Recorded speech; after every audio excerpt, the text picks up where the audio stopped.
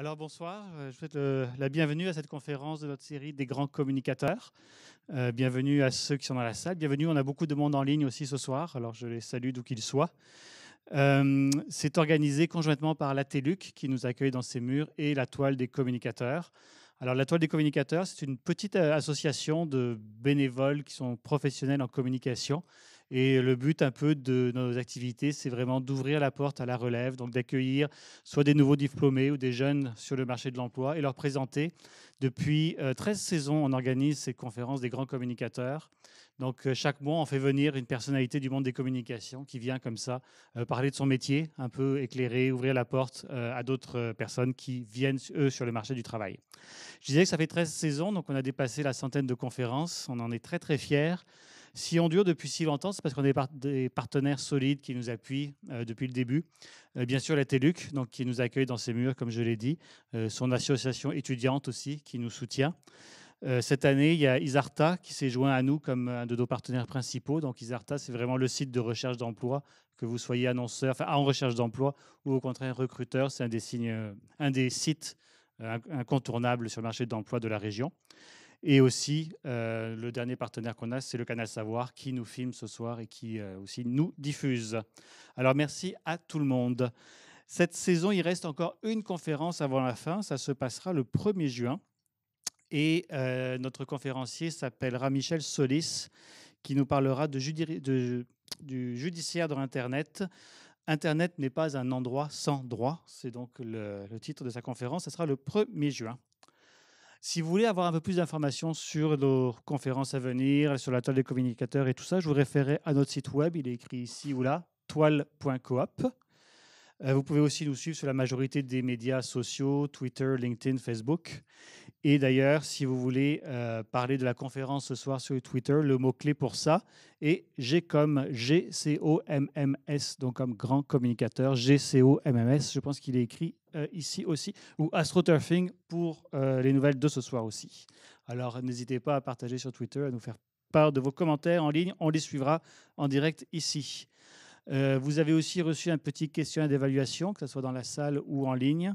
Prenez le temps d'y répondre. On aime ça, avoir vos commentaires et vos appréciations de la conférence. Si vous voulez être inscrit sur notre liste d'envoi pour être au courant des activités de la toile, mettez donc votre adresse sur le questionnaire. On gardera l'adresse pour nous, rassurez-vous, on la présentera à personne d'autre, ça restera entre nous, mais au moins vous serez tenu au courant de nos activités. Je vais entrer tout de suite dans le vif du sujet pour ce soir. Donc, je disais que l'astroturfing, donc la fausse représentation en communication.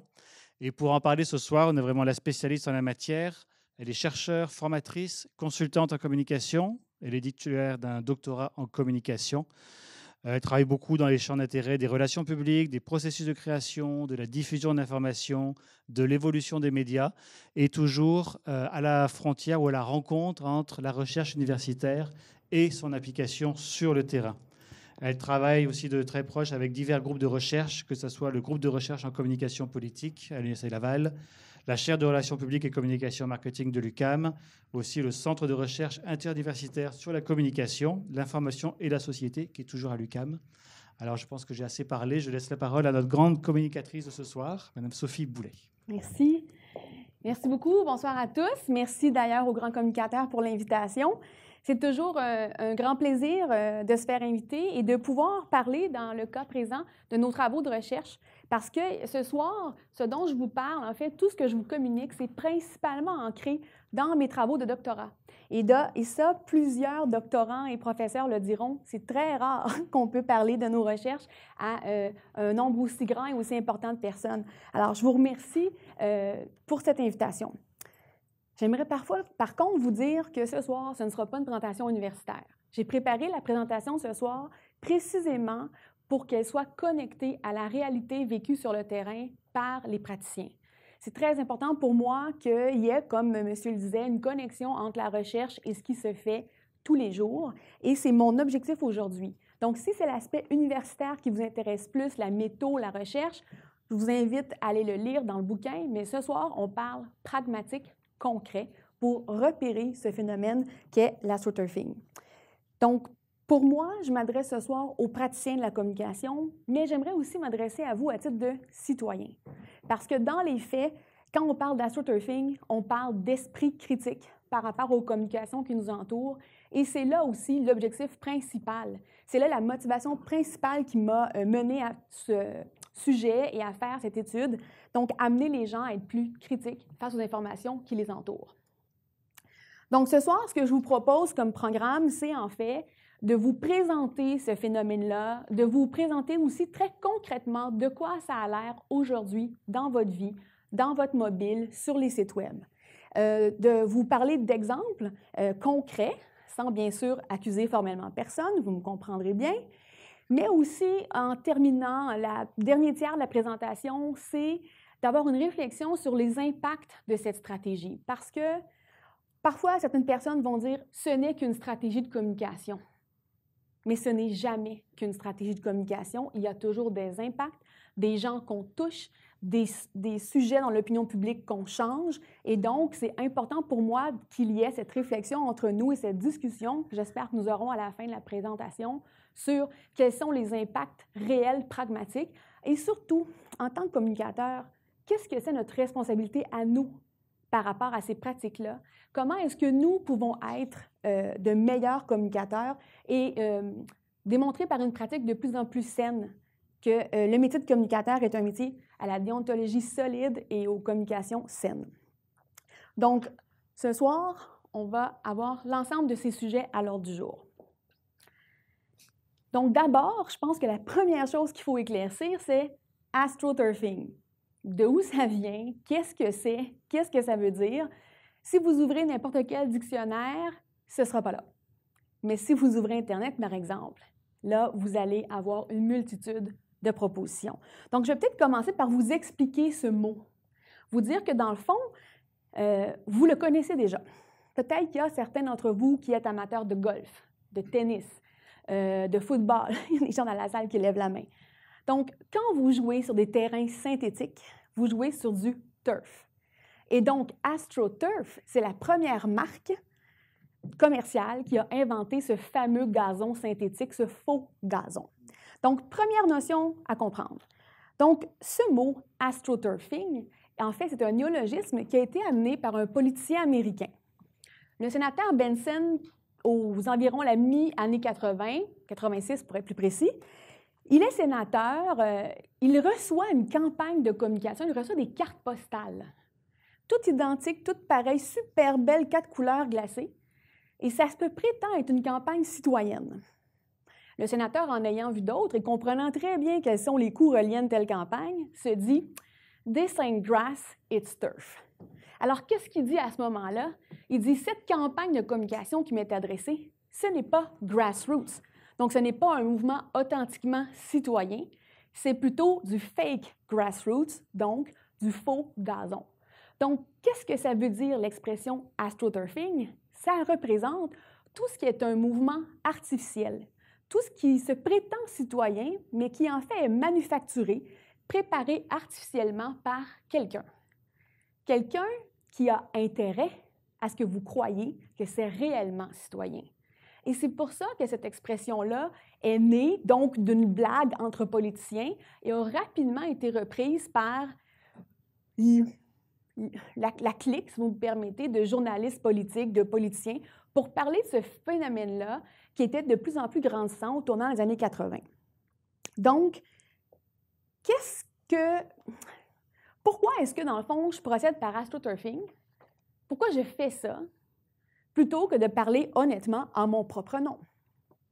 Mais en fait, la plupart des personnes ou des organisations qui vont choisir cette avenue-là le font pour une raison très simple. Ils sont convaincus que s'ils parlent avec leur vrai visage, que ce soit une entreprise, une industrie, un parti politique, peu importe, la manière dont nous recevrons leur message sera très différente que si c'est un citoyen qui s'exprime. Donc, c'est tout simple. Pourquoi je choisis cette avenue?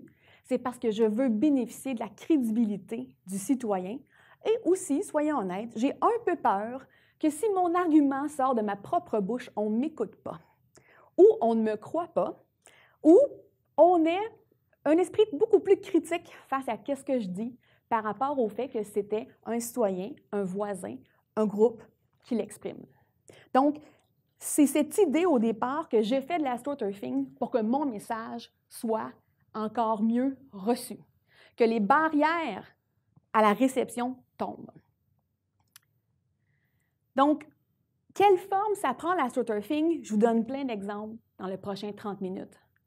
Mais il faut quand même définir qu'est-ce qui n'est pas non plus de la communication frauduleuse. En fait, pour vous décrire ça très simplement, il y a 2 critères pour décider si oui ou non on peut le blâmer d'être de l'astroturf. Premièrement, est-ce que la source se cache? Est-ce que la source réelle est cachée? Et ça, vous allez me dire, oui, mais c'est assez courant. Alors, le deuxième critère, c'est est-ce que cette source se met un masque citoyen? Et c'est seulement si j'ai ces 2 critères-là qu'on pourra alors parler d'astroturfing. Donc, le fait d'utiliser un porte-parole n'est pas du tout frauduleux. C'est normal, c'est usuel, c'est même enviable. Le fait de commanditer un événement, une pratique, n'est pas non plus de l'astroturfing. Il y a une pratique qui émerge, vous m'excuserez pour le terme anglophone, c'est le bear hugging, que d'autres personnes appelleront la corporate colonization. Alors, qu'est-ce que c'est pragmatiquement ça? Il existe un groupe citoyen, ou un groupe, un OBNL, un groupe qui a des visées strictement humanistes, disons ça comme ça. Et là, il y a une entreprise, une industrie qui va financer fortement ce groupe-là. Donc, si vous voyez un peu visuellement le bear hugging, c'est donc, il y a un groupe qui existe et je vais l'entourer de mes forts bras, ou en tout cas de mes millions de dollars ou de mes centaines de milliers de dollars. Donc, le bear hugging, ou quand on parle d'une colonisation par une entreprise, une corporation, c'est donc dire que je m'infiltre dans un CA, je m'infiltre par mon argent dans des décisions. Il y a eu beaucoup de recherches, surtout aux États-Unis, qui ont essayé de prouver que dès que je mets de l'argent sur la table, je contrôle des décisions. Malheureusement, les gens sont très intelligents, il n'y a aucune trace de ça. Il est impossible par la recherche universitaire ou même par le journalisme de prouver qu'une fois que je mets 100 000, 200 000, 300 000, j'ai un réel pouvoir sur la prise de décision. Ces groupes de patients, surtout dans le pharmaceutique, bref, ces gens-là vont toujours dire non, non, non, nous sommes financés, mais nous sommes indépendants.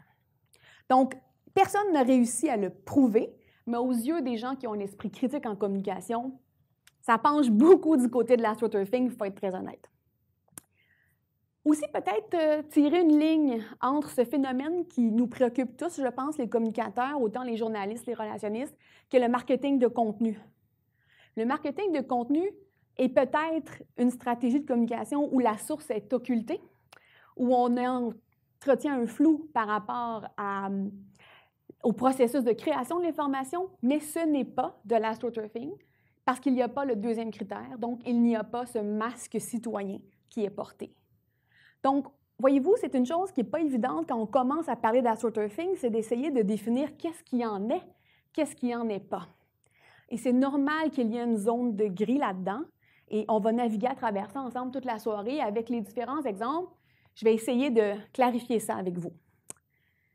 Si vous suivez les médias, si vous suivez Twitter, vous allez voir qu'il y a beaucoup d'autres expressions qui vont référer au même principe que celui dont on parle ce soir. Entre autres, je sais que plusieurs médias utilisent le mot similitantisme pour parler d'astroturfing. Et je trouve que c'est un néologisme aussi super intéressant, d'abord parce qu'il est en français, mais surtout parce qu'il l'incarne très bien. Qu'est-ce que c'est l'astroturfing? C'est simuler du militantisme réel et authentique. Donc, pour toutes les stratégies d'astroturfing qui se passent sur le terrain des affaires publiques, des revendications citoyennes, ce mot-là est très intéressant. Tandis que dans la sphère de la communication marketing, on utilise plutôt le mot, l'expression des informations populaires planifiées. C'est un peu plus long, mais je vous dirais que dans la mesure où c'est l'expression que le Bureau de la concurrence du Canada a choisie, c'est le mot donc qui domine maintenant les conversations. Mais vous comprenez bien, donc une désinformation populaire donc à l'ensemble d'une population, bien planifiée, bien structurée. Donc, si vous naviguez à travers ces termes-là, on parle toujours de la même chose ensemble ce soir, donc d'astroturfing. J'ai pensé commencer donc le vrai contenu avec vous en vous donnant, en séparant l'astroturfing le plus courant en deux grandes familles. D'abord, celui qu'on retrouve surtout dans la sphère commerciale, qui va peut-être intéresser les gens qui œuvrent plus dans la communication marketing. C'est extrêmement courant, c'est extrêmement facile à faire et ce type d'astroturfing se fait surtout en ligne, je dois l'avouer, et majoritairement dans le 2.0. Donc, qu'est-ce que c'est? Quelle est la forme principale de l'astroturfing en marketing? Ce sont les faux témoignages. Donc, un citoyen ou un simple consommateur qui ne représente que lui-même et ses propres intérêts, qui va faire la promotion ou la critique très positive d'un produit, d'une organisation, d'une marque, peu importe. Donc, vous voyez les 5 étoiles, c'est très typique lorsque j'ai étudié 99 cas d'astroturfing, il y avait entre autres beaucoup de cas où on embauchait des gens pour qu'ils génèrent des critiques positives. Et il y a même eu des critiques envers une agence qui s'était spécialisée à faire en sorte que votre application se retrouve automatiquement avec 5 étoiles dans le App Store. Automatiquement. Donc, c'est simple, c'est facile, c'est peu coûteux. Donc, ces fameux faux commentaires en ligne, c'est la panacée présentement. C'est tellement la panacée que les sites qu'on dit de crowdsourcing, donc TripAdvisor, tous les sites qui se nourrissent de vos commentaires, en fait, ont dû développer des techniques et des politiques internes pour s'assurer de, en fait, vous rassurer sur l'authenticité de ces commentaires-là. Entre autres, TripAdvisor, qui est un site très connu, je le crois bien, a une politique d'authenticité et d'intégrité des commentaires et ils prennent la peine de vous l'expliquer. Parce qu'ils savent bien que si vous perdez confiance envers les commentaires qui sont sur leur site, ils vous perdent vous. Et s'ils vous perdent vous, ils perdent leurs revenus. Donc, c'est pour montrer à quel point l'astroturfing mine les activités commerciales. Ces entreprises-là vont jusqu'à se prémunir de tout ça. Dans la recherche que j'ai faite, le premier cas qui a amené à une réglementation gouvernementale, c'en est un de communication marketing. En fait, c'est dans l'État des États-Unis. C'était une entreprise qui s'appelait Lifestyle Lift. Grosso modo, chirurgie esthétique. Et ils faisaient des fausses promesses quant aux résultats, aux surprises. Et donc, ils ont été poursuivis et l'État américain a, à partir de ce moment-là, en 2006, émis une loi disant que les faux témoignages en ligne seraient punis. Donc, en 2006, déjà, aux États-Unis, on voit émerger une réglementation. Que ce soit en Australie, à l'Union européenne, la plupart des pays ont dans leur loi sur la consommation, sur la concurrence, maintenant des clauses contre l'astroturfing ou la désinformation populaire planifiée. Donc, c'est sûr que c'est assez récent chez nous au Canada. Le Bureau de la concurrence donc, met ces informations-là sous la rubrique « pratiques commerciales frauduleuses ». Mais disons qu'ils ont commencé à frapper fort. Il y a des grandes entreprises à qui ça a coûté plusieurs millions dans les derniers mois. Et je pense que le message est clairement lancé. Il est impossible maintenant de faire une stratégie de marketing basée sur l'astroturfing. Donc, ça peut être parfois des grandes entreprises qui vont investir massivement pour promouvoir un forfait, promouvoir un produit. Mais parfois aussi, ça va être tout anodin. Dans les cas que j'ai pu trouver, c'était triste en fait. C'est un auteur qui faisait la promotion anonymement de son ouvrage. Il s'est fait prendre. Les gens ont repéré son adresse IP avec l'adresse IP de la maison d'édition. C'était malheureux, mais de toute façon, c'est une chose aussi qu'on va parler plus tard, c'est que les nouvelles technologies facilitent l'astroturfing, mais elles facilitent aussi leur délation. Donc, on ne peut pas s'imaginer en 2016 faire ça en toute impunité. C'est fort improbable que ça fonctionne. Donc, au Québec, il y a déjà Option Consommateur qui a produit un rapport très intéressant pour nous mettre en garde face aux blogueurs/annonceurs. Donc, pour éveiller un œil critique par rapport à ça. Donc, la réglementation existe pour l'astroturfing commercial, à des fins de marketing. Et c'est très bien. Sauf que mon problème, c'est que dès qu'on sort de la sphère commerciale, alors là, c'est le Far West. Dans tous les autres cas d'astroturfing que vous pouvez voir, ou en fait que vous ne voyez peut-être pas, c'est chacun fait sa loi, chacun fait ce qu'il veut. Et il n'y a pas, à part quelques préoccupations de la part du commissaire au lobbying, qui fait vraiment le maximum qu'il peut faire dans le cadre de ses possibilités, il y a vraiment une jungle où chacun fait ce qui lui plaît. Pour illustrer l'ampleur de ce qu'il est possible de faire en astroturfing, j'utilise souvent une histoire très fictive, là, vous allez voir, ça, c'est impossible que ça arrive, d'une entreprise, d'une industrie qui voudrait s'installer dans une ville. Et pour ce faire, elle va devoir faire 3 choses de manière simultanée. Elle va devoir faire les démarches d'affaires, elle va devoir convaincre les élus municipaux, n'est-ce pas, faire du lobbying, et elle va surtout devoir convaincre la population locale du bienfait. Parce qu'on sait tous très bien, nous, en communication, qu'en 2016, sans acceptabilité sociale, il n'y a pas de projet. C'est aussi simple que ça. Donc, à ce moment-là, si je suis une entreprise qui veut m'installer ou passer sur un territoire ou utiliser une ressource naturelle, peu importe, aujourd'hui, il est impossible de penser, mener son projet sans avoir un appui citoyen. Mais bon, un appui citoyen, ça peut être long et complexe à avoir et à obtenir. Alors, qu'est-ce que je fais? Bien, je m'en invente un. Il n'y a pas de problème. Je vais aligner les milliers de dollars et je vais m'en créer un appui citoyen. Certainement. Et c'est ça, l'astroturfing. C'est de faire en sorte de donner l'impression que notre projet est porté par les citoyens.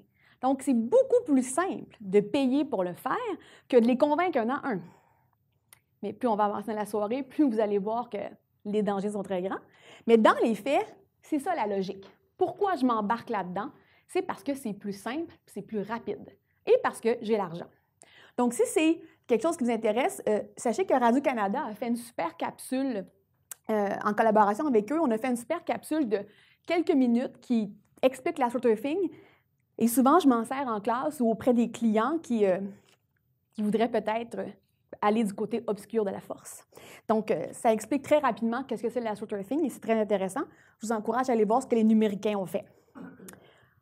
Donc, à partir du moment où je suis un industriel, peu importe, et je décide que je veux me fabriquer un appui citoyen, c'est pas sorcier. Qu'est-ce que je vais faire? C'est que je vais faire une super stratégie de communication. Je vais déployer tous les moyens possibles et imaginables que le monde des relations publiques, des affaires publiques, du lobbying, ce que tout le monde a choisi, ce que tout le monde a déjà fait, je vais le faire à mon tour. Mais je vais le faire en portant un masque. C'est ça l'astroturfing. Donc, qu'est-ce qui est le plus populaire comme moyen de communication astroturf?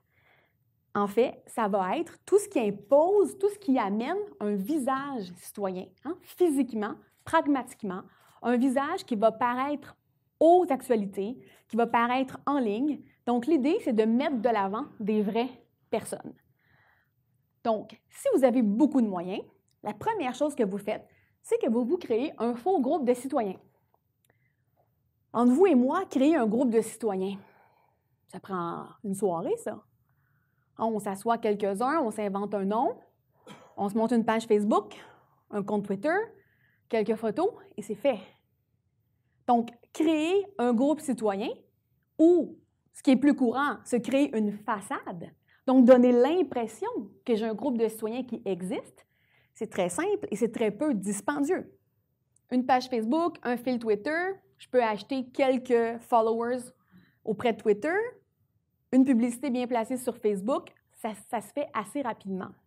Donc, la première étape, ça va être d'exister en tant que groupe citoyen. Et on va prendre toute la panoplie habituelle de moyens qui s'offrent à nous. Ce qui est aussi assez courant, c'est d'embaucher des manifestants. Je vous ai mis une photo une image, en fait, de quelqu'un qui a fait une déclaration qui avoue avoir été payé pour aller manifester.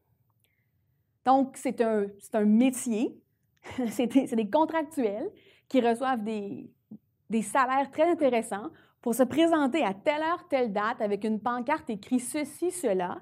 Et c'est parfait parce que ce sont de vraies personnes qui ont des messages clés à dire, qui ont une pancarte faite maison, hein? Très, très faite maison. Ils se présentent, ça fait des belles images pour les actualités, et ça se termine. Merci, bonsoir. Encore une fois, c'est beaucoup moins cher de payer ces gens-là 20 $ l'heure que de monter une réelle organisation. Donc, vous, aux actualités le soir, vous écoutez, vous croyez qu'il y a une réelle manifestation, qu'il y a vraiment des gens qui ont investi de leur temps personnel pour se déplacer, ça vous impressionne. C'est ça aussi la ligne de connexion de l'astroturfing.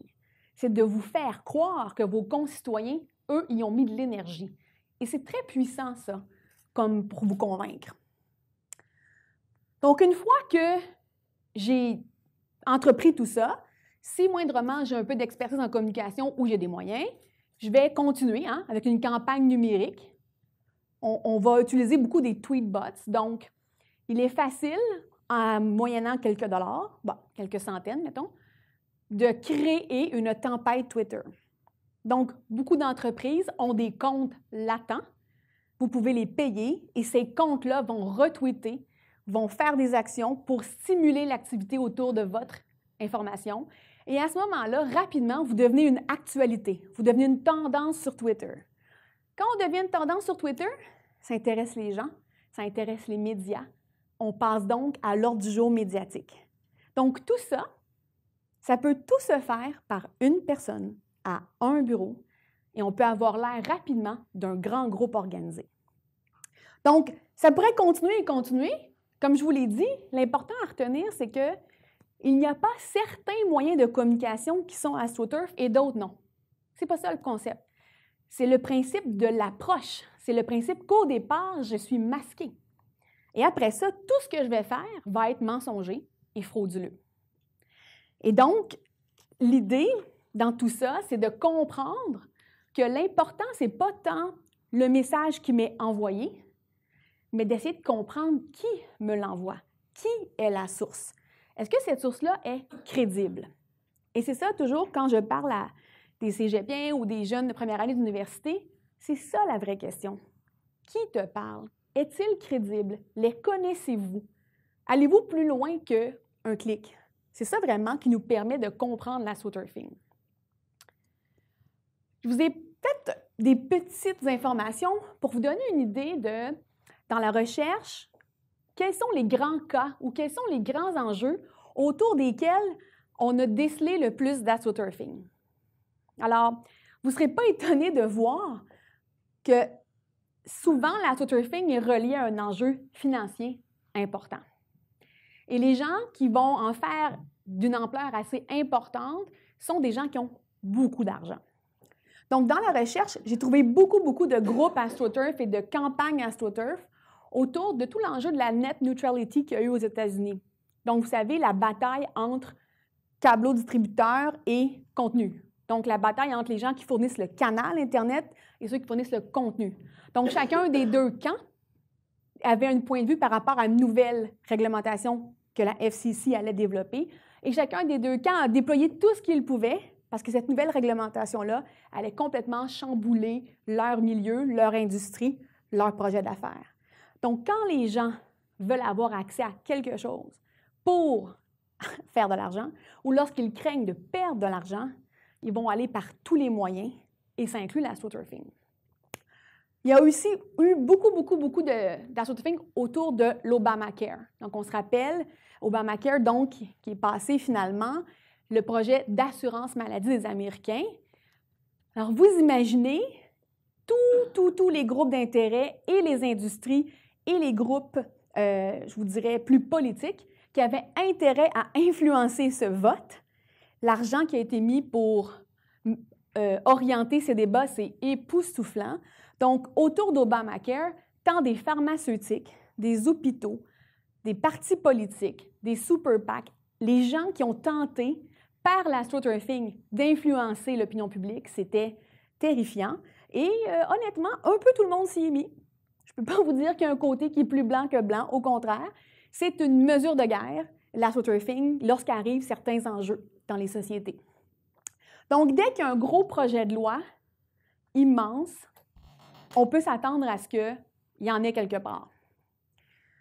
Les deuxièmes sphères où on le voit le plus d'astroturfing, c'est lorsqu'il y a des enjeux industriels forts. Donc, les pharmaceutiques sont très, très, très présentes. Je vous donne un exemple. Il y a un groupe aux États-Unis qui s'appelle les Grey Panthers.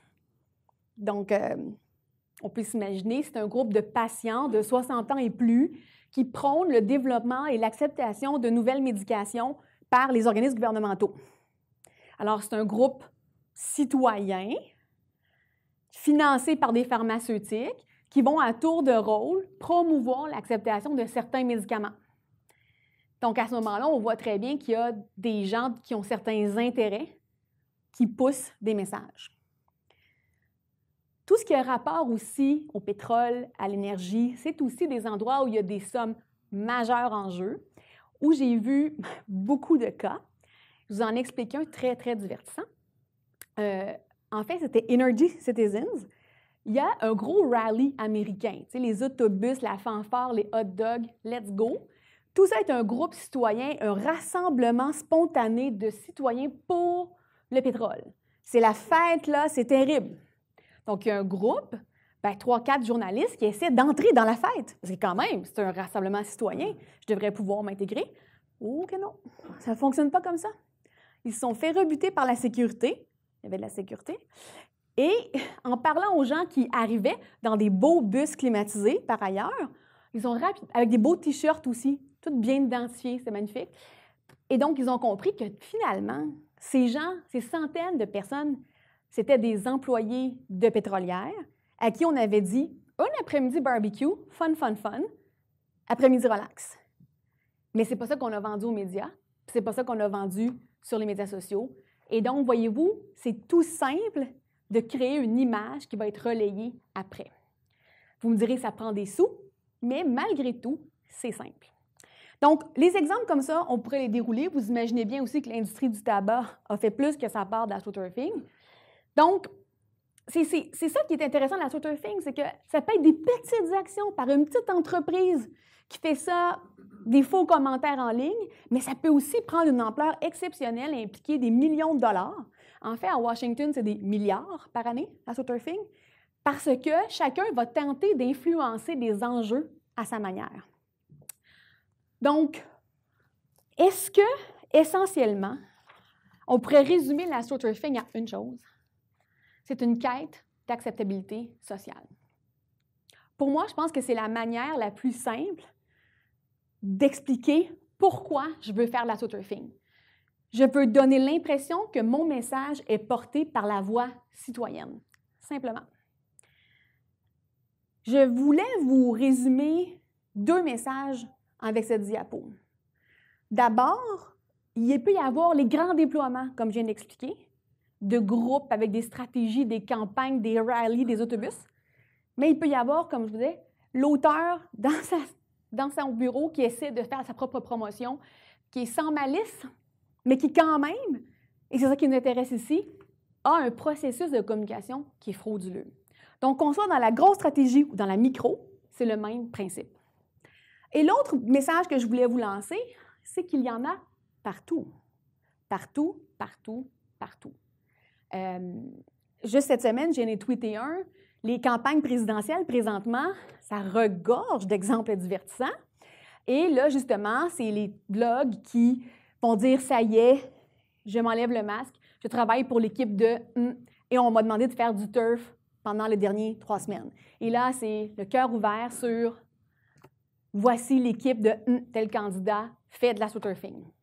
Donc, la communication électorale, donc beaucoup d'enjeux aussi financiers, est un endroit où on en a vu plusieurs.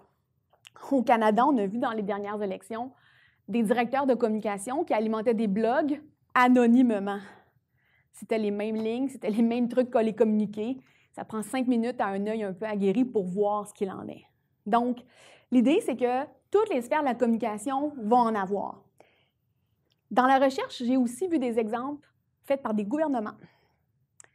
Et parmi les cas les plus connus, on parle du 50 Cents Army.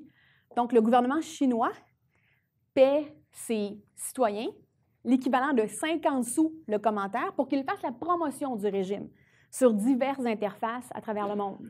Et il y a plusieurs gouvernements, notamment du Moyen-Orient, qui vont payer aussi. Donc, ce que nous, on appelle le PPP ici, ce n'est pas la même chose dans l'astroturfing. Dans l'astroturfing, le PPP, c'est le Paper Post. Donc, on est rémunéré au nombre de commentaires qu'on fait. Donc, ça, c'est pour vous dire que c'est comme si, malheureusement, c'est apatride l'astroturfing. Tout le monde qui pense qu'il peut y gagner pense à très court terme, malheureusement, et il va s'y adonner, en espérant toujours de ne pas se faire prendre. Mais ça, comme je l'ai dit, il faut être un peu sot pour penser que je ne me ferai pas prendre.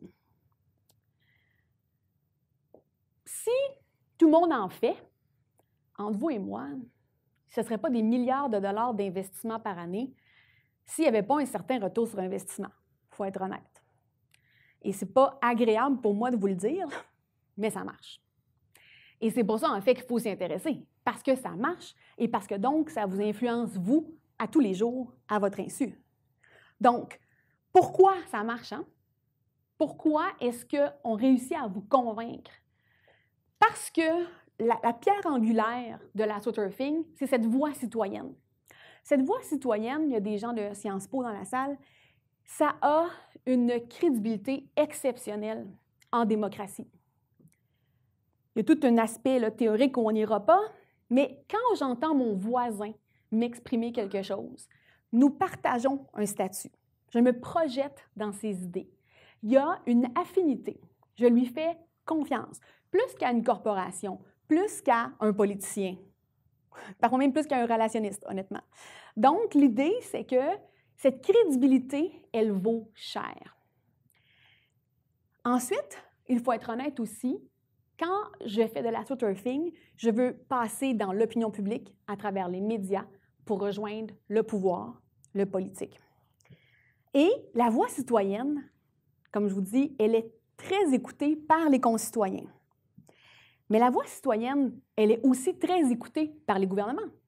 Parce que théoriquement, hein, ils gouvernent pour nous, hein, ils doivent nous représenter dans leurs décisions.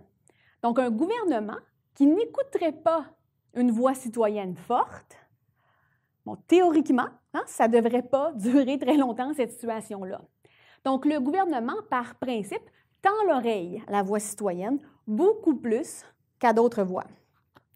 Et puis finalement, les médias, c'est dans leur ADN, c'est dans leur mission de base, donc ce qu'on appelle, nous, la responsabilité sociale des médias. Ils ont l'obligation, dans leur mission, de représenter la voix citoyenne, de représenter une diversité de points de vue. Donc, les médias vont couvrir les manifestations, vont couvrir les assemblées citoyennes, vont couvrir tous ces rassemblements où ils peuvent prendre le pouls de la population. Donc, bien évidemment, j'ai plus de chances d'avoir des caméras si je fais une manifestation que si je fais une conférence de presse après un CA. Clair, net et précis. Donc, pourquoi l'astroturfing intéresse autant? C'est pour toutes ces raisons-là. D'une part, parce que on lui accorde une crédibilité, mais aussi parce que la voix citoyenne a l'attention des joueurs qu'on veut rejoindre. Je vous l'ai mentionné, ce n'est pas agréable pour moi à dire, mais ça marche. En fait, il y a une équipe qui a réussi à prouver le retour sur investissement. C'est une équipe de chercheurs en gestion. Ils ont fait une étude où ils comparaient le retour sur investissement d'une stratégie AstroTurf versus une stratégie classique de lobbying, hein, où je m'inscris, je fais des rencontres auprès des gouvernements et j'ai des retours sur investissement.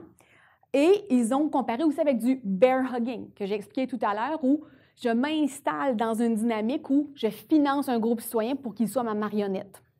Donc, ils ont comparé, eux, le retour sur investissement de ces stratégies-là, et ils ont dit clairement, c'est l'astroturfing qui gagne. Mais honnêtement, quand j'ai fait la recherche, je n'ai pas parlé à personne qui m'a gentiment expliqué ce qu'il avait fait, comment il l'avait fait et à quel point ça avait été gagnant. Non, il n'y a pas grand monde qui a envie de vous expliquer comment ils ont fait une stratégie frauduleuse. Donc, c'est impossible de quantifier ou de mesurer l'impact réel de ça.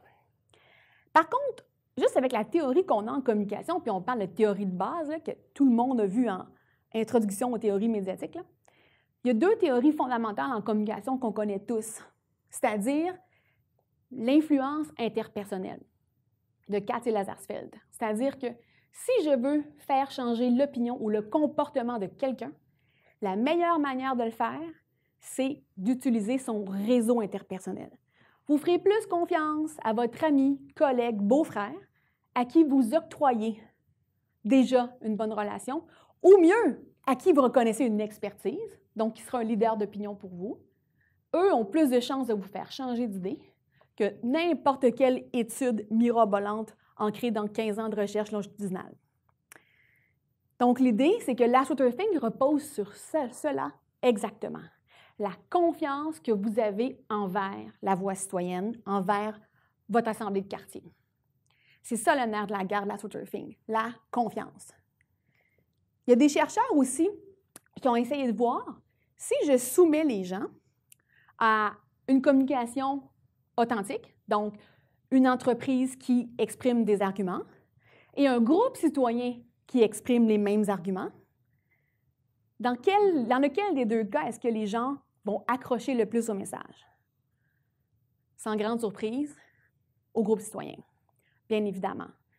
Parce que, comme on le disait, quand quand j'écoute un groupe citoyen, plusieurs de mes barrières, de ma défensive, de ma critique tombent. Donc, c'est malheureux pour moi, mais il faut absolument prendre conscience que ça fonctionne. Ça fonctionne et l'astroturfing qui nous préoccupe le plus aujourd'hui au Québec, c'est l'astroturfing 2.0.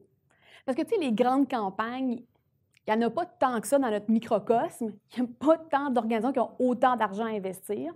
Mais par contre, tout ce qui se passe en ligne, c'est pas cher, c'est rapide et ça se fait vite. Donc, je tiens à mettre l'accent sur l'astroturfing en ligne parce que c'est ce qui est le plus émergent et c'est ce qui est le plus courant chez nous. Donc, quelle forme ça prend? Un faux compte dans les médias sociaux. Très, très, très simple à monter. L'utilisation de logiciels Tweetbots.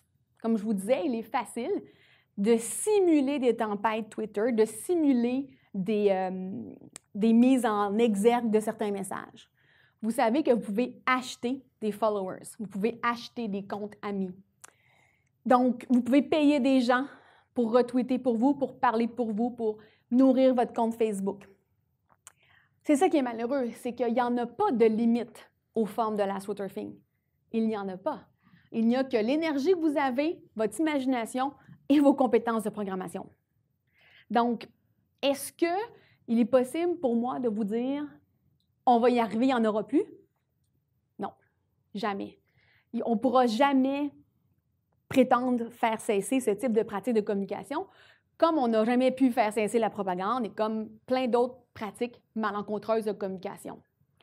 Mais quand même, j'insiste pour vous expliquer pourquoi le 2.0, c'est le terreau le plus fertile pour l'astroturfing. C'est écrit en petit, mais je vais vous les expliquer grosso modo. On dirait, nous, dans le jargon de la recherche, qu'il y a des affinités épistémologiques fortes. Ce que je veux dire par là, c'est que quand je suis en ligne, je suis dans un état d'esprit qui facilite la réception du message, dans le même sens que lorsque je suis dans une communication AstroTurf, ça facilite la réception. Donc, simplement dit, en ligne, il est normal d'avoir un avatar. Peu de gens sur Twitter, Facebook, mettent leur vrai nom, leur vraie image, vos comptes Instagram, peu importe. Il est normal d'avoir un avatar. Donc, il est normal de ne pas connaître réellement la source. Donc, dans le 2.0, j'accepte plus facilement des messages de personnes qui ne s'identifient pas.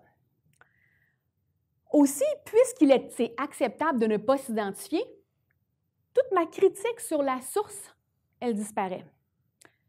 Je vous donne un exemple. Lorsque vous ouvrez un journal X versus un journal Y, vous ne lisez pas les informations de la même manière parce que vous connaissez la culture de chacun de ces médias-là. À la limite, la section du journal et le nom du journaliste ou du chroniqueur orientent votre réception du message. En tout cas, pour nous, les communicateurs, on est assez sensibles à tout ça. Donc, ce filtre que vous avez habituellement, dans le 2.0, souvent, il tombe à cause de cette acceptation du fait que c'est normal d'avoir des avatars. Aussi, au premier temps du web, je ne sais pas si vous vous rappelez quand les blogs sont sortis, les blogs, c'était anonyme et ça permettait de dire à peu près tout ce qu'on voulait. Et c'était justement très intéressant pour ça, parce que les gens y parlaient ouvertement. Alors, c'est resté dans les esprits que les communications en ligne et les blogs sont libres, désintéressées, qu'elles ne sont pas toutes rémunérées. Quand, au contraire, aujourd'hui, entre vous et moi, on sait très bien, la plupart des blogueurs et des Instagrammeurs de haut niveau, c'est leur métier. Ils en vivent. Malheureusement, ces notions-là de l'économie politique, en fait, du 2.0, il n'y a pas beaucoup de citoyens qui sont au courant de ça. Et surtout pas nos plus jeunes. Ils ne sont pas du tout au courant que l'Instagrammeur est payé pour porter tel vêtement. Ils ne sont pas au courant de toutes ces dynamiques-là. Donc, la réception critique du contenu, elle n'est pas là parce qu'on s'imagine que les gens écrivent sur Facebook par principe, par plaisir, parce qu'ils n'ont rien à y gagner dans les faits. Mais c'est faux. Donc, c'est pour ça que je voulais vous montrer ce maillage fin entre la culture du 2.0 et la culture de l'astroturfing. Donc, finalement, pourquoi ça marche particulièrement en ligne? C'est parce que ce qui arrive à vous via les réseaux sociaux, c'est vos collègues, amis, c'est des personnes que vous suivez, en qui vous avez déjà confiance. Vous avez l'impression que c'est naturel, spontané. C'est un peu la culture du don en ligne. Hein? On partage gratuitement nos opinions. Alors, il faut aussi, dans un principe, je crois beaucoup à l'éducation aux médias, il faut aussi amener les gens à réaliser que ce n'est pas la vérité. Une majorité des communications en ligne s'inscrivent dans une stratégie commerciale plus large. Et ça, je pense que c'est une priorité de sensibiliser surtout nos plus jeunes à cette réalité-là. Donc là, tranquillement, j'ai l'air de démoniser les médias sociaux. Hein? Il est vrai que les nouvelles technologies ont permis l'augmentation de l'astroturfing. Il est vrai qu'il est beaucoup plus facile en 2016 qu'en 2000 et qu'en 80 de bâtir un faux groupe citoyen. C'est plus rapide, c'est facile, c'est moins cher. Mais toutes les communications, même les saines, sont aussi plus faciles. Donc, plusieurs personnes pourraient dire, oui, mais Sophie, il y a autant de nouveaux groupes citoyens authentiques aussi qui s'expriment. Donc, il y a un équilibre qui se fait probablement. Oui, sauf que regardons les porte-monnaies de l'un et de l'autre. Il est probable que le faux groupe citoyen a beaucoup plus de ressources et qu'il prend la place du vrai groupe citoyen.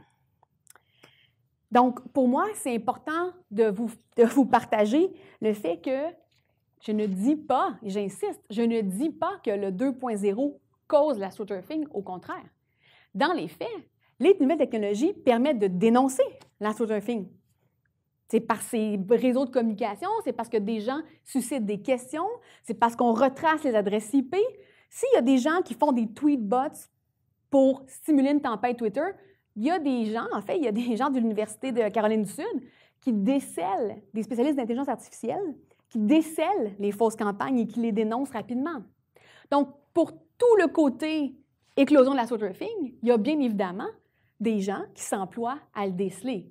Et donc, attention de ne pas prendre pour acquis que je suis déterministe et que je vais taper sur les médias sociaux. Au contraire, je pense qu'il faut juste être au courant que ce nouveau terrain de jeu est particulièrement propice à ces stratégies-là. Ça, pour moi, très important de le spécifier. Donc, maintenant que je nous ai tous beaucoup inquiétés avec le fait qu'il y en a partout, que c'est facile, que c'est pas cher et que ça marche. Mais là, je veux qu'on parle de la réalité.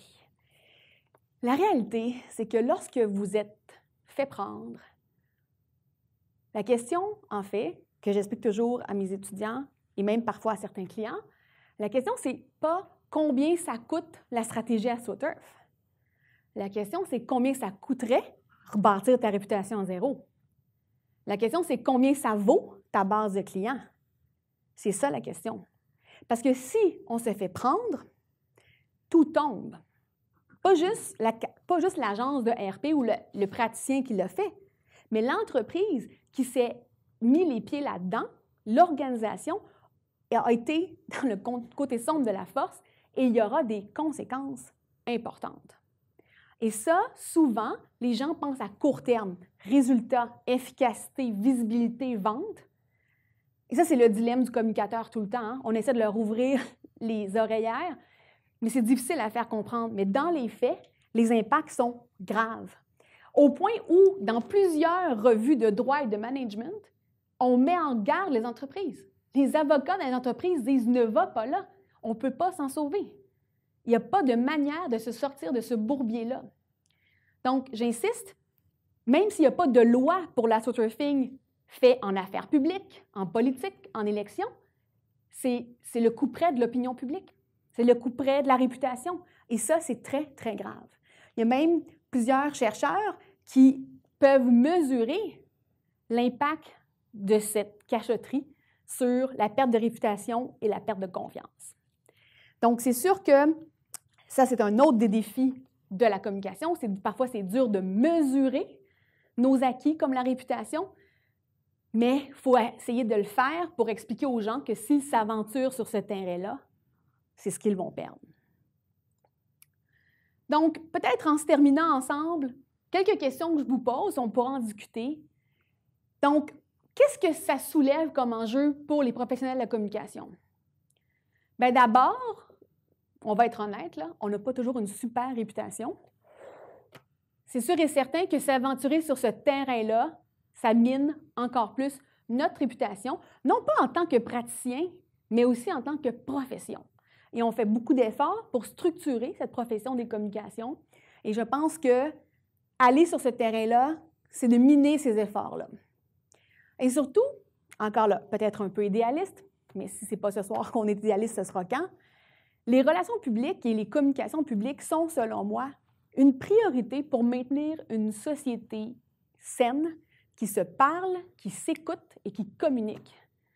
Dans la mesure où je commence à tendre vers des stratégies frauduleuses, ce que je fais, c'est que j'empoisonne et je mine ce discours, ce dialogue qu'on peine à installer. Donc, je vous laisserai peut-être sur ces idées-là, qui sont, comme je vous dis, peut-être un peu plus larges et un peu idéalistes, mais l'idée, c'est que si il y a l'astroturfing, si je collabore à l'astroturfing, qu'est-ce que je fais? Je vole la place à la voix réelle citoyenne.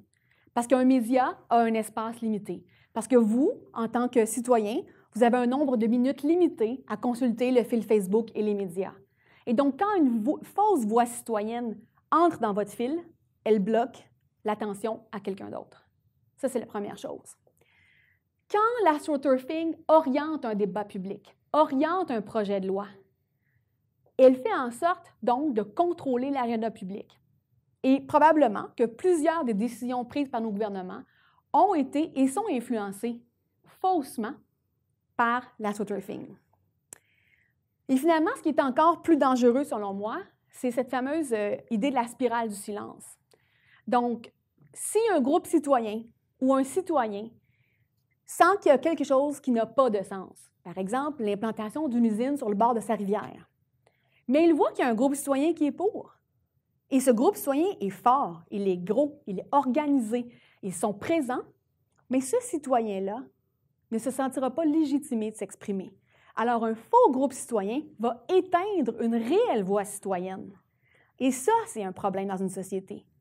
Parce que pour que quelqu'un décide de mettre de l'énergie à s'investir dans une communication citoyenne, c'est déjà un énorme investissement. Alors, si on est pour les décourager en plus, vraiment, je pense, selon moi, on éteint tranquillement cette communication démocratique. Donc, l'astroturfing, que ce soit en marketing, en affaires publiques, peu importe où est-ce que c'est à proscrire, c'est frauduleux, c'est un problème éthique, légal, c'est un problème, donc, de société, selon moi.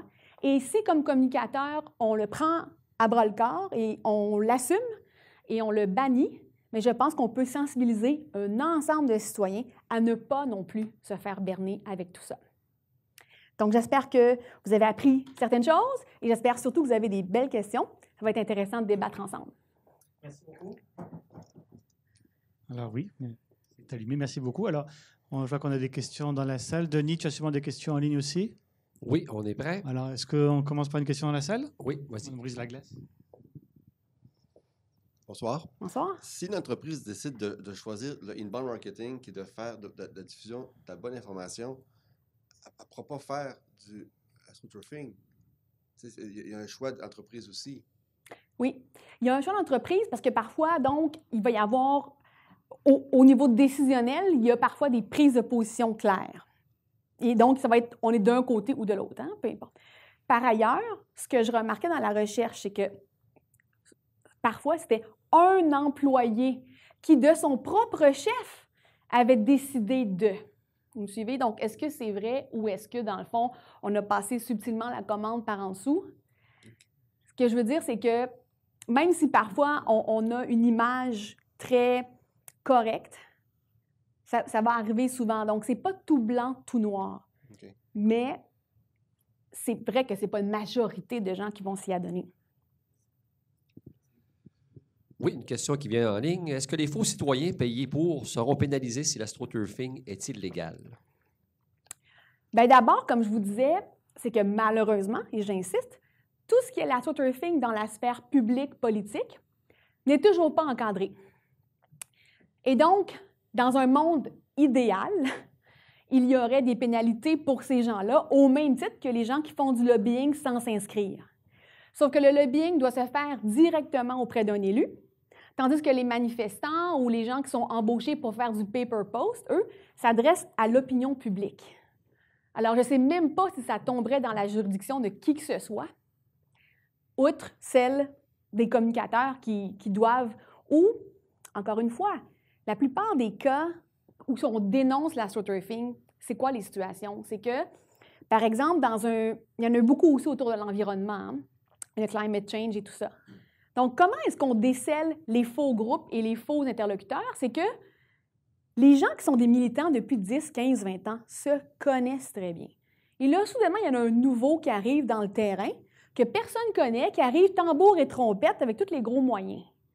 Donc, souvent, la délation puis la dénonciation se fait à l'intérieur même de ces sphères d'experts, de connaisseurs qui étouffent l'astroturfing entre eux parce qu'ils les voient venir, parce que c'est leur terrain de jeu sur lequel ils sont. Donc, est-ce qu'on peut penser que ces cas, comme la question que vous posez, ça se réglerait à l'interne, en guillemets? Probablement. Dans le même ordre d'idée, sur quelle base peut-on poursuivre en justice des responsables d'astroturfing? Alors, encore une fois, l'idée, c'est que c'est simplement sur le plan du marketing présentement, en cause du Bureau de la concurrence Canada, où on a une possibilité, une réglementation qui le permet. La seule et unique manière de pouvoir arriver à déposer une plainte, c'est de pouvoir fournir les preuves et les traces. Hein? Et ça, c'est quoi? Bien, ça prend des documents internes coulés. Ça prend des preuves donc de traçabilité en ligne, donc des adresses IP. Je donne un autre exemple. Tout l'astroturfing 2.0, on le remarque souvent parce que les gens qui gèrent les blogs ou les forums, eux voient l'origine des adresses des gens qui contribuent. Et à un moment donné, ils voient bien que la même adresse IP a 6, 8, 10 personnes. Fort improbable. Donc, l'idée, c'est de toujours, pour pouvoir porter une accusation, ça prend une trace et une preuve, comme dans n'importe quelle accusation. C'est pour ça que dans la recherche, je n'ai pu que travailler à partir des dénonciations qui avaient des traces plausibles. Mais rassurez-vous, rapidement, j'en ai trouvé 99. Donc, il s'agit surtout de protéger les lanceurs d'alerte parce que c'est eux qui vont pouvoir les amener. Parce que la plupart du temps, c'est des lanceurs d'alerte ou des hackers, littéralement, des pirates informatiques qui réussissent à trouver cette information-là. Ben, moi, c'est Gérard. Ma question est de savoir, est-ce qu'en Amérique du Nord, on utilise vraiment, on autorise officiellement l'astroturfing? Parce que quand je prends le cas, par exemple, de Primerica, qui est une compagnie qui travaille beaucoup plus dans l'assurance, et puis bien d'autres, mais qui utilise beaucoup le réseau des personnes. Les personnes qui te sont vraiment proches, de sorte que quand ils te parlent, automatiquement, ton avis change. Il t'influence directement. C'est-tu correct? Ou bien il y a une solution pour pouvoir arrêter ce phénomène qui ne fait que prendre de l'ampleur de plus en plus? Oui. Ce que vous exprimez comme situation me semble proche de deux concepts qu'on voit beaucoup.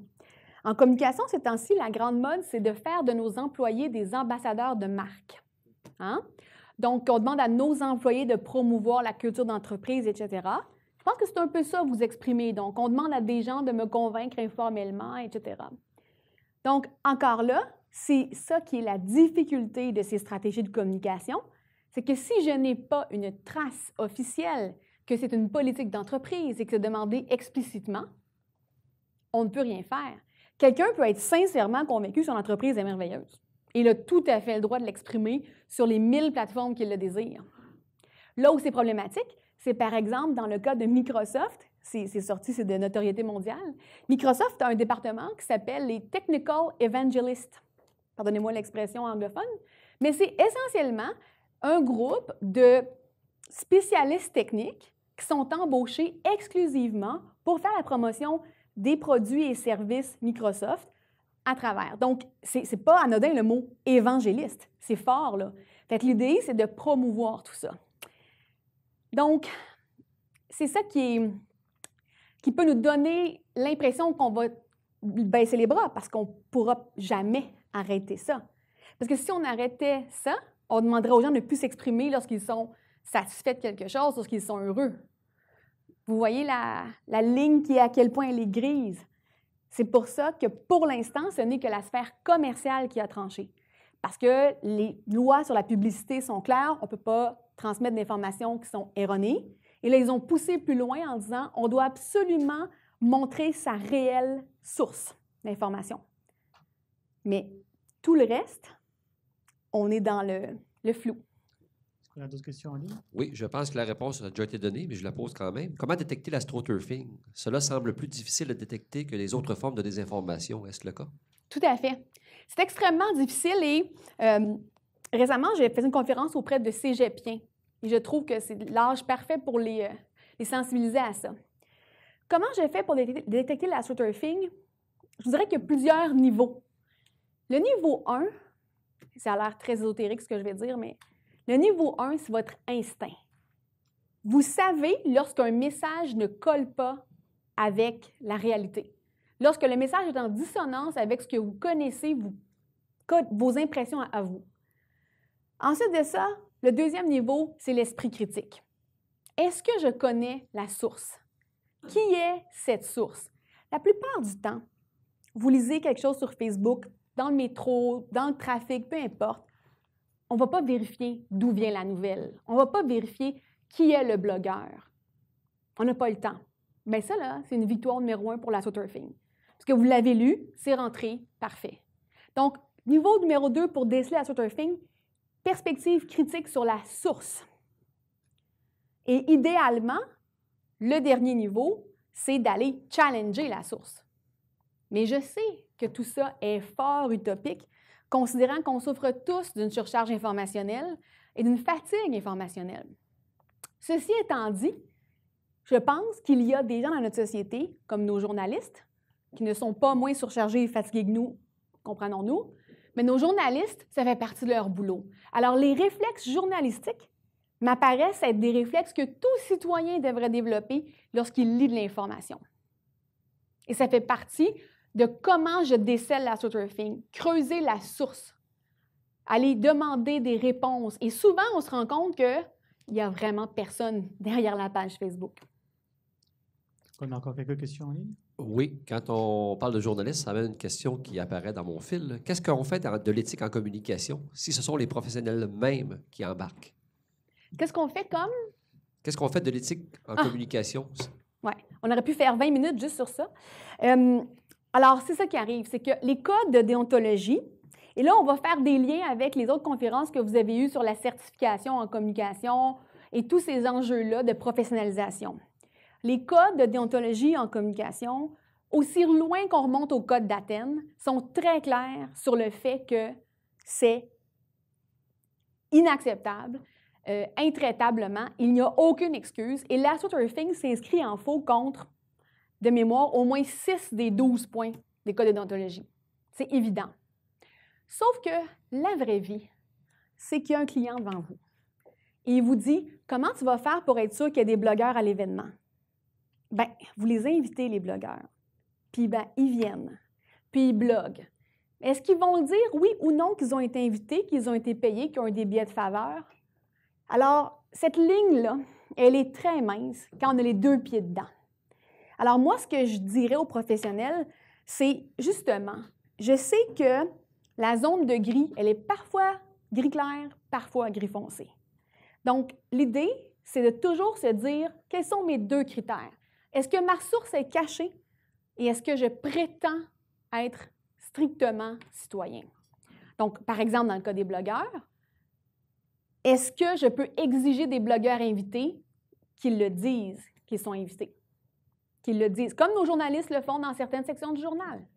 Donc, malheureusement, comme dans tous les métiers et comme dans toutes les pratiques, il y aura des gens qui vont tendre vers des pratiques moins saines, mais, comme je l'ai dit à la blague avant la conférence, moi, j'ai des amis qui m'appellent pour me dire qu'ils ont perdu des clients à cause de moi, parce qu'ils ont refusé de faire des tactiques d'astroturfing.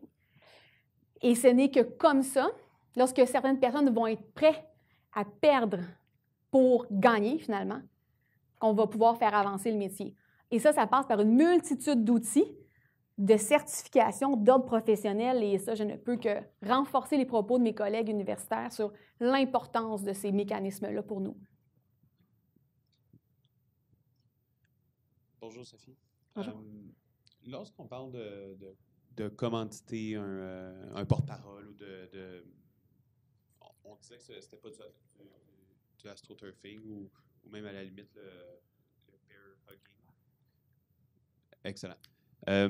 D'un point de vue commandite, on choisit une cause, on adopte un comportement ou pourquoi la ligne est aussi tranchée lorsqu'on parle d'astroturfing? Donc, on commandite un groupe ou des militants, ce ne serait pas tout aussi légitime ou ce ne serait pas tout aussi valable pour l'organisation? Ce n'est pas légitime. La différence, elle est la différence entre je commandite un événement ou une cause. Comme par exemple, dans les nouvelles aujourd'hui, je voyais que le commandant Piché et sa fondation sont rattachés à Maléric. Oui, le Red Bull Crash Ice, mettons. La marque Red Bull s'associe à tout plein d'athlètes, à tout plein de sports et d'activités. Elle stimule un marketing, si on veut, sociétal. Elle stimule une image qu'elle cultive de cette direction-là, car dans le fond, c'est une boisson énergétique, puis c'est un produit. Oh, il y a une connexion directe avec sa clientèle. Mais c'est ça, la différence, elle est simple, elle est nette, c'est fait au grand jour. Dans la mesure où c'est fait au grand jour, faites ce qu'il vous plaît, ma parole. Mais quand je me cache, là, j'ai un problème. J'en ai un premier. Puis quand, en plus, j'utilise la crédibilité citoyenne pour faire passer mon message, là, excusez-moi, ça ne marche plus.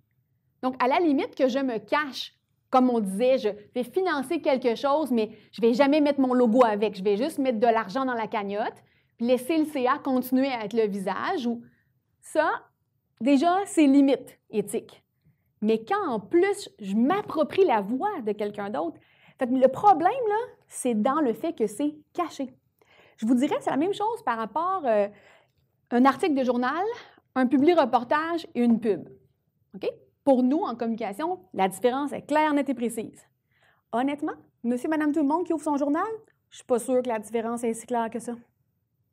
Et de plus en plus, malheureusement, les impératifs financiers font en sorte qu'il y ait de plus en plus de flou là-dedans, dans nos médias. Donc, c'est la même chose qu'il y a avec l'astroturfing. Je parle à mon propre nom. Je finance quelqu'un, je l'influence par en arrière, mais c'est lui qui parle. ou tout simplement, je fais semblant que je n'existais pas, je me mets un visage sympathique, désintéressé, citoyen, et je vous passe des messages. Donc, la simple réponse à votre question, c'est caché.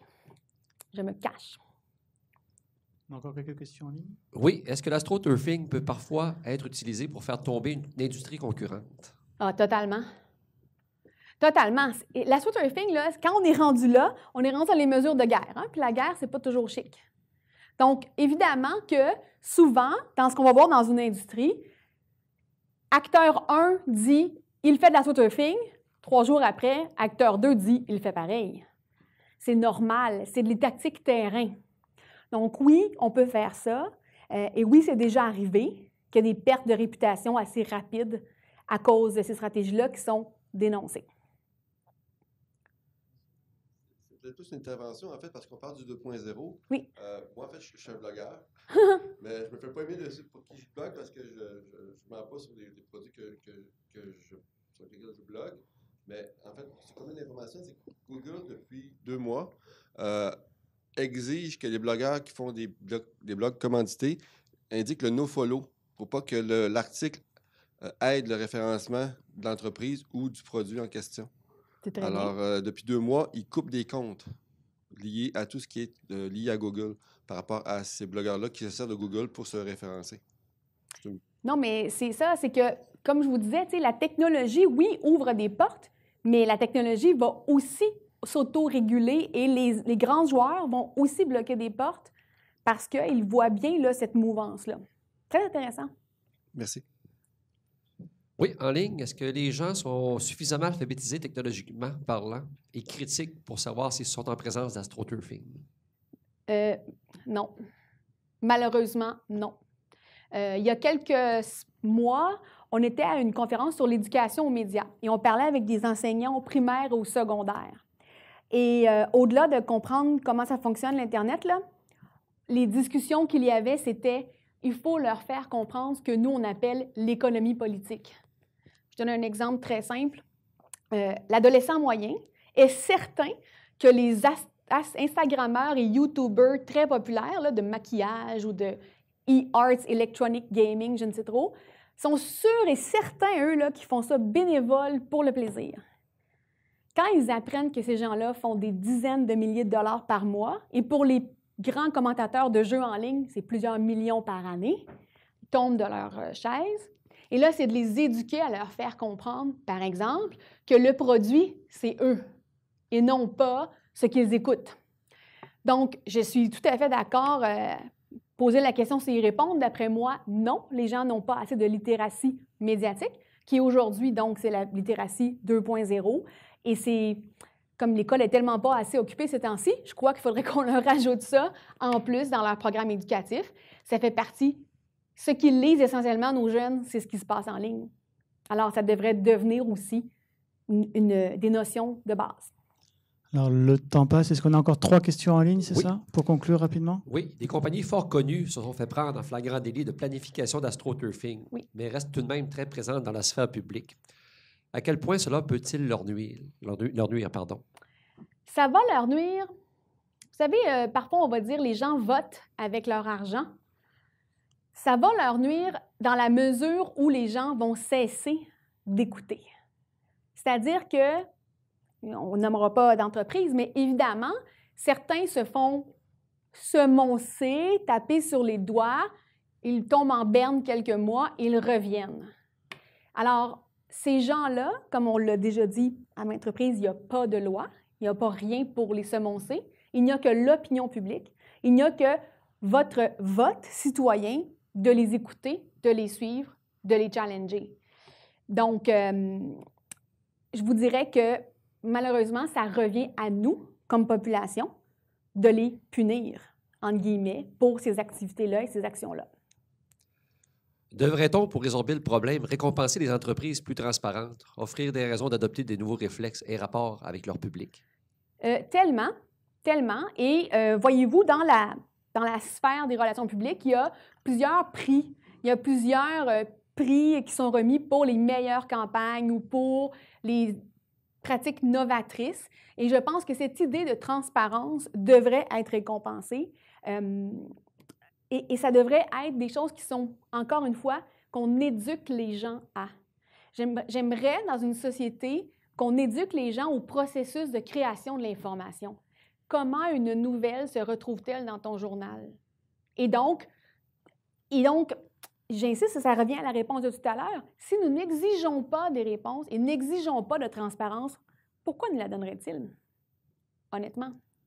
Donc, il s'agit que nous demandions ce à quoi on a droit finalement. Oui. Une Dernière toute question pour conclure. Oui, nous vivons dans un monde aux intérêts différents, voire même divergents. Ces deux groupes aux moyens importants, disons un syndicat et une entreprise, interviennent dans la sphère publique et dans les médias sociaux. Quand peut-on considérer que l'on fait de l'astroturfing de part et d'autre? Je vous dirais que ça serait d'analyser chacune des stratégies une à une. Et ça, bien, ça peut être long et pénible. Mais il y a quelque chose de très intéressant qui vient souvent avec toute cette idée du militantisme. Et là, souvent, on le dit à la blague, avec une collègue, Stéphanie Yates, on a trouvé ça. La différence, elle réside dans une lettre. Hein. Stimuler la participation citoyenne, c'est parfait. Amener les gens à s'exprimer, amener les gens à dire leur opinion, à stimuler, donc qu'un syndicat demande à ses membres de s'exprimer, que peu importe, c'est merveilleux. Un parti politique qui demande à ses gens de s'impliquer, parfait. Stimuler la participation citoyenne, super. Simuler, faire semblant, ça ne marche pas. Donc, quand est-ce qu'un ou l'autre tombe dans l'astroturfing? Bien, tant que je stimule ouvertement, ça va. Mais quand je simule, j'achète des followers, j'utilise des listes de contacts informatisées pour promouvoir des choses à l'insu des gens, ça ne marche pas. Donc, simulation, non. Stimulation, oui. Quelle belle conclusion. Merci beaucoup. Merci à vous. J'ai pas parlé de votre livre, on peut le trouver en librairie, en ligne, dans les bonnes bibliothèques. Usurpation de l'identité citoyenne dans l'espace public, aux éditions... Les PUC. Parfait. Merci beaucoup. Merci. Alors, juste pour terminer, si vous me permettez 2 secondes, vous avez eu un petit questionnaire d'évaluation. Prenez le temps de le remplir. Dans la salle, vous pouvez le déposer sur la table en sortant. Les réponses en ligne, vous pouvez les envoyer à Denis, vous expliquer comment faire. Je vous donne rendez-vous sur nos sites web, toile.coop, sur Twitter, sur Facebook, pour être tenu au courant de nos activités. Et je vous invite aussi à être présent le 1er juin pour la conclusion de cette année des grands communicateurs. Ce sera avec Michel Solis. Nous parlerons du droit sur Internet. Merci beaucoup. Bonne fin de soirée.